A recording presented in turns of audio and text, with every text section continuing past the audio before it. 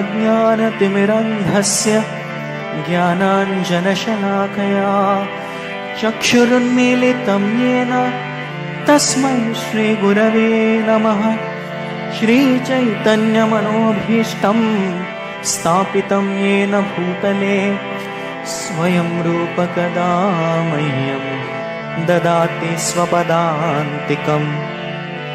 वन्देऽहं श्रीगुरोः श्रीयुताः पदकमलं श्रीगुरून् वैष्णवांश्च श्रीरूपं साग्रजातं सहगणरघुनाथान्वितं तं सजीवं साद्वैतं सावधूतं परिजनसहितं कृष्णचैतन्यदेवम् श्रीराधा कृष्णपादान् सहगणललिता श्रीविशाखान्वितांश्च नमो विष्णुपादाय कृष्णप्रेष्ठाय भूतले श्रीमते भक्तिवेदान्त स्वामिन्निति नामिने।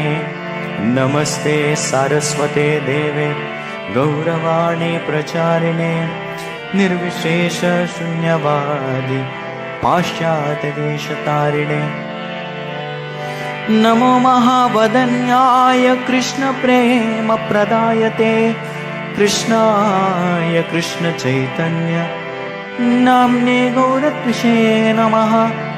हे कृष्णकरुणा सिन्धो दीनबन्धो जगत्पते गोपेश गोपिकान्त राधाकान्त नमोऽस्तुते। तप्तकाञ्चन गौराङ्गी राधे वृन्दावनेश्वरी वृषभानुसुते देवी प्रणमामि हरिप्रिये। वाञ्छाकल्पतरुभ्यश्च कृपासिन्धुभ्यैव च पतितानां पावनेभ्यो वैष्णवेभ्यो नमो नमः। जय श्री कृष्ण चैतन्य प्रभो नित्यानंद श्री अद्वैत गदाधर श्रीवासादि गौर भक्तवृंद। हरे कृष्ण कृष्ण कृष्ण हरे हरे हरे राम राम राम हरे हरे।